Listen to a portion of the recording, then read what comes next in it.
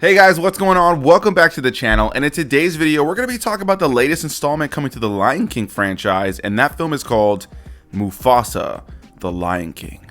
Directed by Jenkins this time around, this film is written by Jeff Nathanson and stars people like Pierre, Kelvin Harrison Jr., Matt Mikkelsen, Tiffany Boone, and many more. So if you guys have been following this channel, especially recently, you know that I'm a ginormous fan of The Lion King. The original film is one of my favorite films of all time, and I recently covered the sequel, Simba's Pride, which is a film that I have always had a very special place in my heart for.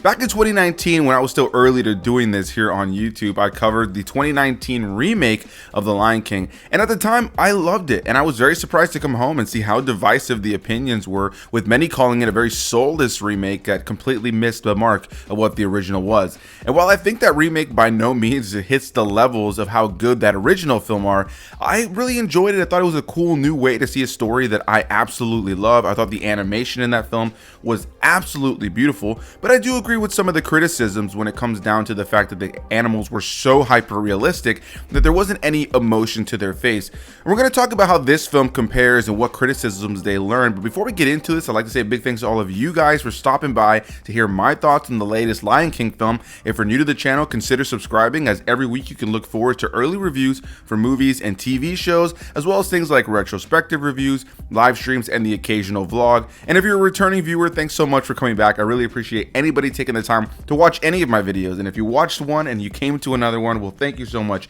It really means a lot. And today we're going to be talking about Mufasa, which this time around, as I mentioned, Jenkins is directing, which is really exciting. I think he's a great director. I've seen him do a lot of solid stuff, so I was excited to see how a new set of eyes was going to completely change the outlook here. And I'll start this off by praising immediately the animation similar to the first film.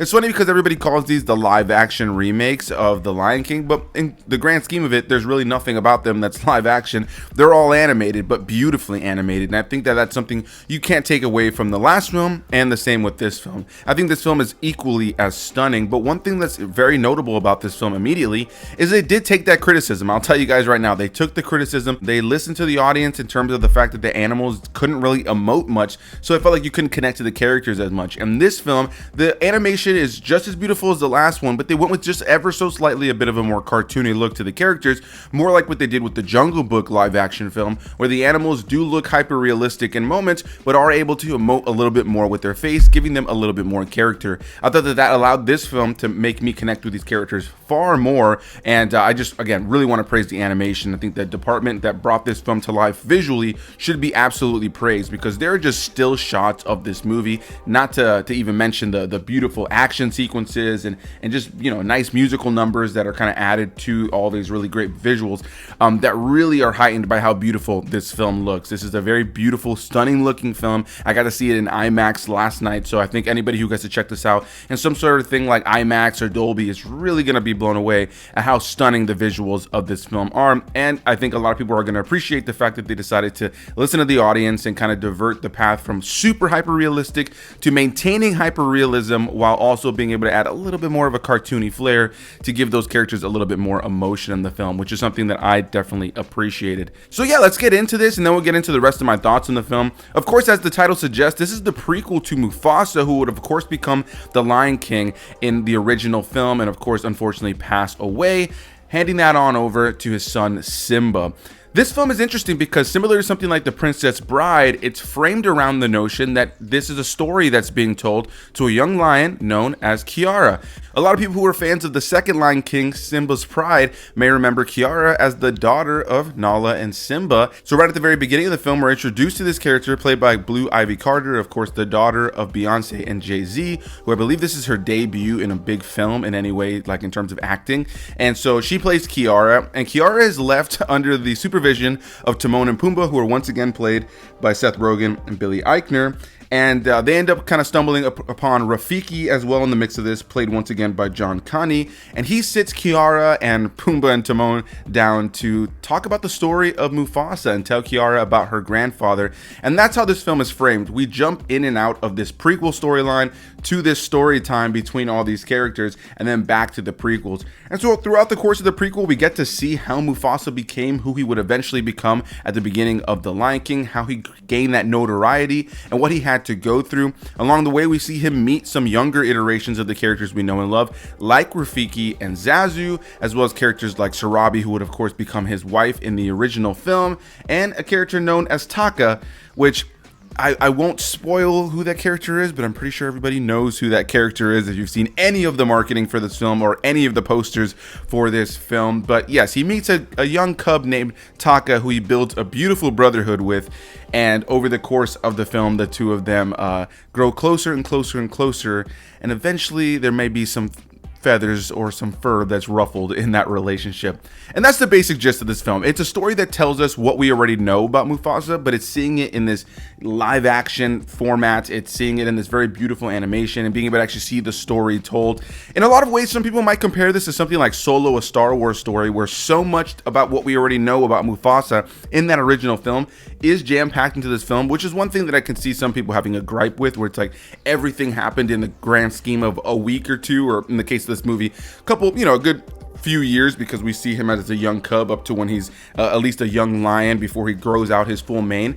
But yeah, I really enjoyed the journey here. I thought seeing all these characters I know and love, but younger iterations, and seeing them before the way that we know them at the beginning of The Lion King was really cool. I really loved all the Easter eggs and connections, and I really enjoyed the foreshadowing that this film has for what ends up happening in The Lion King as well, between Mufasa and this character named Taka. But yeah, anyway, I really enjoyed the look of this film. I think that it's going to be one of the things people talk about the most. It is a stunning film to look at. It is incredibly impressive when it comes down to animation. And when it comes down to voice work here, I thought everybody did a great job. Mufasa this time around is played by Pierre, who of course I think does a really great job of playing a younger version of James Earl Jones without putting on James Earl Jones. He's not that Mufasa yet. He's still learning his way. He doesn't necessarily try to be king, he's just a good guy who stumbles upon various situations where he gets to show courage. And I think Pierre does a great job, has a nice rich voice to give us a younger version. The movie also opens with an in remembrance for James Earl Jones, which it's going to tug on the heartstrings of many people immediately going into this film. But I thought that Pierre did an incredible job of playing a younger iteration of this character. The character of Taka is played by the actor Kelvin Jr., who I do think does a really great job here as that character as well. I thought he really brought that character to life as a younger version. You also have Tiffany Boone, as I mentioned, as Sarabi. I think she sounded a lot like Sarabi, as you would know and love from the original film. Nothing incredible in that performance there, because I don't think Sarabi is given the greatest writing in the film, but I really enjoyed her. Preston Neiman this time around plays Zazu, the younger iteration, and I think he does exactly what you would want him to do as the character of Zazu. Now, I mentioned before that John Connie comes back to play Rafiki in this film, but we do get to meet a younger version of Rafiki, and that iteration of the character is played by Kagiso Lediga. So I thought that he did a good job too. You can't even tell that there's two different actors playing Rafiki. I thought they did a really good job of making him sound younger, but sound very similar to the one that we're following in the moments where he's telling Kiara the story of Mufasa. And the last big name I'll talk about in this review is Mads Mikkelsen in here as the villain, Kyros, who is the leader of this group of albino lions who is just power hungry. He's a pretty straightforward power hungry villain who is coming after Mufasa after something that Mufasa did to him earlier in the film. He wants revenge on Mufasa, but he also wants to be the only Lion King. I think for the most part, Mads Mikkelsen brings what he brings to a lot of villain roles. He's got that great voice for a villain. He's able to put on evil very, very well. And I think the character of Kyros, while a little bit one note in terms of just being a bad guy that wants power, I thought that, Mads Mikkelsen did a good job. I really enjoyed the aesthetic of all these white lions coming after Mufasa and the rest of the gang throughout the course of the film. And, I thought Mads Mikkelsen was a pretty solid choice there. And there's actually a lot of big names in this film. If you scroll through IMDb, you'll be surprised but not so surprised to see how many big names are in this film. I really enjoyed the cast across the board. I thought the vocal performances from pretty much everybody was really solid. The animation was beautiful. And so now the last thing to talk about here is the story and the songs. And I'll start this off by saying that I think for the most part the story is effective. I really enjoyed it. When you have that Hans Zimmer score playing up behind a lot of these moments in the film, there's so much about it that definitely puts a smile on your face. There are so many moments in this film that gave me chills as a longtime Lion King fan. And I think that this film feels like the right connective tissue to the events of the original film, while also having a little bit of a sequel to that live action 2019 film that's able to bring Kiara in the mix and kind of start to dip its toes in the storylines that would come after The Lion King. They are mix and matching things. Things aren't exactly happening exactly how they happened in the animated films, but I guess that's for the best to differentiate these live action versions compared to the animated versions of before, even though these are all still animated as well. But I thought the story here for the most part was really solid. Now, my only gripes when it comes down to the story was that there's a couple of moments in the film that made me wonder why that was the direction that we went to. And most notably, there's a scene in the film where Mufasa and Taka are sent off to go start their own life. And the timing in which that happened just seems so strange because there is a threat on the horizon. I won't say too much more about it, but the timing of them kind of being set off to start their own life amidst this threat kind of threatening their pride, their group of lions, just seems strange to me. I won't say much more, but it just felt like in a couple of moments I was like, well, why did we do that? Why was that the move to make? So it was a couple of moments where I had myself scratching my head. Outside of that, I would say that near the end of the film, there are elements that I feel like they needed to eventually kind of start to, resolve. There was conflicts that needed to start to kind of arise. There were elements that needed to become present so that the connective tissue between this film and the original Lion King is very evident. You have to get all those pieces exactly where we know them at the start of the first Lion King. So it did feel in the last 30 or 40 minutes or so that certain story beats felt a little bit rushed in terms of connecting what ends up happening to that first Lion King film. There was just a couple of things where it was like, okay, well, we only have 30, 40 minutes of film left. We have to start to make these moments a little bit more recognizable to the audience by the time we get to the end of the film. So let's get that storyline going. Let's get these characters in conflict. Let's get these characters, kind of starting to build a romance like the characters of Sarabi and Mufasa. That's no shock to anybody. That already happens. So there were certain elements in the film that felt like we just kind of had to get the ball rolling. And sometimes they felt a little bit rushed in order to get those pieces to where we needed them to get. So that's a big gripe I had, as well as in the latter half of the film.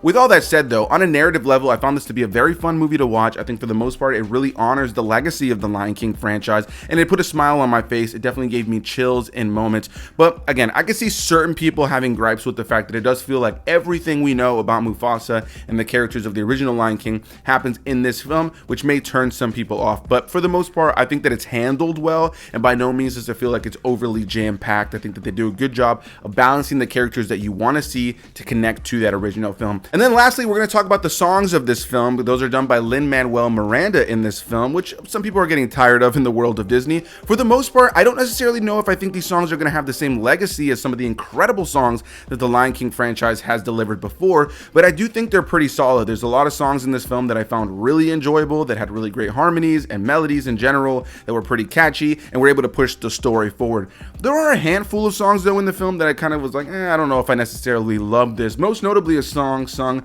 by Mads Mikkelsen's character, the villain, Kyros, that's called Bye Bye, I think. That song I didn't necessarily love. There's a couple of songs in the film that I was like, I don't know if I needed that song, or I didn't think that song was as great as things we've heard before in this franchise. But for the most part, I think the songs are enjoyable enough. They did not ruin the experience for me. But I think I would say that my biggest gripes are a couple of the songs I didn't love, and some of those rushed story beats, and some of those story beats that made me wonder, why did we go in that direction? But outside of that, with all of that said, I think Mufasa the Lion King is a really great prequel to the Lion King. And I think if you went into that 2019 film and felt like you were just struggling with the fact that it just felt so reminiscent of the original but didn't have that same soul, here you have an original story being told, and you have the fact that the animation allows for these animals to emote a little bit more. So I think they heard a lot of the criticisms from the original film, and instead of trying to recreate a story that people already know and love, they created a story that's fresh. It's a story that we get to see for the first time on the big screen, which allows this film to have its own identity in the Lion King franchise,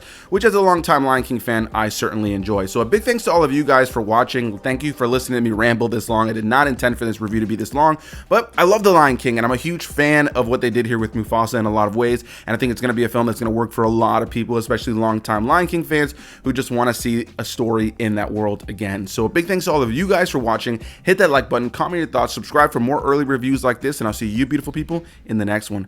Bye-bye.